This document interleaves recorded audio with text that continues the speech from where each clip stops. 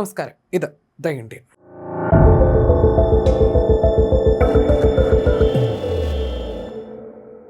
Indian പ്രതിരോധ രംഗത്ത് വലിയൊരു മുന്നേറ്റം കുറിച്ചിരിക്കുകയാണ് BSS അലയൻസ് ബ്രാൻഡിന് കീഴിൽ പ്രവർത്തിക്കുന്ന BSS മെറ്റീരിയൽ ലിമിറ്റഡ്. അന്തരീക്ഷത്തിലേക്ക് ബലൂൺ ഉപയോഗിച്ച് ഉയർത്തി പിന്നീട് സ്വയം പറന്ന് ദീർഘദൂര നിരീക്ഷണം നടത്താൻ കഴിയുന്ന പുതിയ നിരീക്ഷണ ഡ്രോൺ അവതരിപ്പിച്ചിരിക്കുകയാണ് കമ്പനി.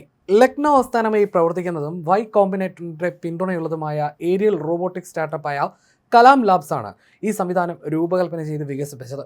ഇന്ത്യൻ സൈന്യത്തിന്റെയും ഇന്ത്യൻ കാലാവസ്ഥാ വകുപ്പിന്റെയും വിവിധ പദ്ധതികളുമായി ബന്ധപ്പെട്ട് പ്രവർത്തിച്ചിട്ടുള്ള കമ്പനി കൂടിയാണ് കലാം ലാബ്സ്. ഉപഗ്രഹങ്ങൾക്കും പരമ്പരാഗത ചാരവിമാനങ്ങൾക്കും ചെലവ് കുറഞ്ഞ ബദലായി ഈ സംവിധാനം ഉപയോഗിക്കാമെന്നാണ് കമ്പനിയുടെ അവകാശവാദം. എന്നാൽ ഈ അവകാശവാദം നിലവിൽ സ്വതന്ത്ര ഏജൻസികൾ പരിശോധിച്ച് സ്ഥിരീകരിച്ചിട്ടില്ല.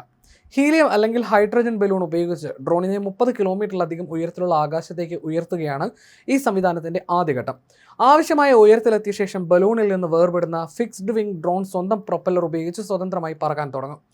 തുടർന്ന് ഏകദേശം 10 മുതൽ 12 കിലോമീറ്റർ വരെ ഉയരത്തിൽ മണിക്കൂറിൽ 160 മുതൽ 200 കിലോമീറ്റർ വരെ വേഗത്തിൽ 3 മണിക്കൂർ വരെ പറന്ന് 50 കിലോമീറ്റർ ചുറ്റളവിൽ നിരീക്ഷണം നടത്താൻ കഴിയുമെന്നാണ് കമ്പനി അവകാശപ്പെടുന്നത്. ദൗത്യം പൂർത്തിയാകുമ്പോൾ പാരഷൂട്ടിന്റെ സഹായത്തോടെ താഴെ ഇറങ്ങി പ്രത്യേക വലയിൽ സുരക്ഷിതമായി ലാൻഡ് ചെയ്യുന്നതിനാൽ റൺവേയുടെയും ആവശ്യമില്ല.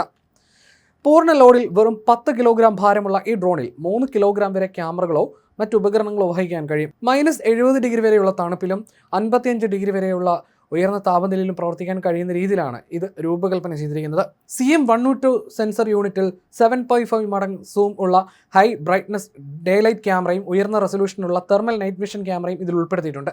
ആർട്ടിഫിഷ്യൽ ഇന്റലിജൻസ് ഉപയോഗിച്ച് ലക്ഷ്യങ്ങളെ സ്വയം കണ്ടെത്തുകയും തിരിച്ചറിയുകയും ട്രാക്ക് ചെയ്യുകയും GPS ലൊക്കേഷൻ രേഖപ്പെടുത്തുകയും ചെയ്യാൻ ഈ സംവിധാനം സഹായിക്കും. ഡിജിറ്റൽ ഇമേജ് സ്റ്റെബിലൈസേഷൻ സാങ്കേതികവിദ്യ ഉപയോഗിക്കുന്നതിനാൽ പറക്കുന്നതിനിടയിലും വ്യക്തമായ ദൃശ്യങ്ങൾ ലഭിക്കുമെന്നാണ് കമ്പനി പറയുന്നത്. ഡ്രോൺ എൻക്രിപ്റ്റ് ചെയ്ത തത്സമയ വീഡിയോ 50 കിലോമീറ്റർ അകലെയുള്ള ഗ്രൗണ്ട് സ്റ്റേഷനിലേക്ക് കൈമാറുന്നതാണ് ഇതിന്റെ സംവിധാനം. നാവിഗേഷനായി GPS, ഇന്ത്യയുടെ നാവിക് സംവിധാനം, മൊബൈൽ നെറ്റ്വർക്ക് ബാക്കപ്പ് എന്നിവ ഉപയോഗിച്ച് ഫ്ലൈറ്റ് കൺട്രോൾ സംവിധാനമാണ് ഉപയോഗിച്ചിരിക്കുന്നത്. ഡ്രോണിനെ സ്വയം പിന്തുടരുന്ന ഗ്രൗണ്ട് ആന്റിനയിലേക്കാണ് വീഡിയോയും മറ്റ് ഡേറ്റയും എത്തുന്നത്.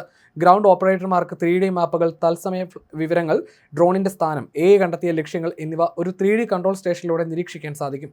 കൈമാറുന്ന മുഴുവൻ വിവരങ്ങളും എൻക്രിപ്റ്റ് ചെയ്തതായിരിക്കുമെന്നാണ് കമ്പനിയുടെ പ്രധാനപ്പെട്ട വിശദീകരണം. ഡ്രോണിന്റെ സെൻസറിന് ആളുകളെ 11.3 കിലോമീറ്റർ വരെ ദൂരത്തിൽ കണ്ടെത്താനും 2.8 കിലോമീറ്ററിൽ തിരിച്ചറിയാനും 1.4 കിലോമീറ്ററിൽ വ്യക്തമായി തിരിച്ചറിയാനും കഴിയുമെന്നാണ് നിർമ്മാതാക്കളുടെ അവകാശവാദം. അതേപോലെ വാഹനങ്ങളെ 27.3 കിലോമീറ്റർ വരെ ദൂരത്തിൽ കണ്ടെത്താനും 6.8 കിലോമീറ്ററിൽ തിരിച്ചറിയാനും 3.4 കിലോമീറ്ററിൽ വ്യക്തമായി തിരിച്ചറിയാനും കഴിയുമെന്നും പറയുന്നു. വാഹന വ്യൂഹങ്ങളെ 41.2 കിലോമീറ്റർ വരെ ദൂരപരിധിക്കുള്ളിലും 10.3 കിലോമീറ്ററിൽ തിരിച്ചറിയാനും 5.15 കിലോമീറ്ററിൽ വ്യക്തമായി തിരിച്ചറിയാനും സാധിക്കുമെന്നും കമ്പനി പറയുന്നു. എന്നാൽ ഈ അവകാശവാദങ്ങളൊന്നും തന്നെ സ്വതന്ത്ര പരിശോധനയിലൂടെ സ്ഥിരീകരിക്കപ്പെട്ടിട്ടില്ല. അതിർത്തി നിരീക്ഷണം, നുഴഞ്ഞുകയറ്റം കണ്ടെത്തൽ, പെട്രോളിംഗ്, യുദ്ധഭൂമിയിലെ നിരീക്ഷണം, പ്രധാന അടിസ്ഥാന സൗകര്യങ്ങളുടെ സംരക്ഷണം, വാഹന വ്യൂഹങ്ങളുടെ മേൽനോട്ടം, ദുരന്ത നിവാരണം, തിരച്ചിൽ, രക്ഷാപ്രവർത്തനം തുടങ്ങി വിവിധ ആവശ്യങ്ങൾക്കായി ഈ സംവിധാനം ഉപയോഗിക്കാമെന്നാണ് നിർമ്മാതാക്കൾ പറയുന്നത്. ഉയർന്ന ഉയരത്തിലുള്ള പറക്കലിൽ American Institute of Aeronautics and Astronautics അംഗീകരിച്ച റെക്കോർഡുകൾ പറക്കലിലുള്ള പരീക്ഷണങ്ങൾക്ക് ലഭിച്ചിട്ടുണ്ടെന്നും കമ്പനി അവകാശപ്പെടുന്നു.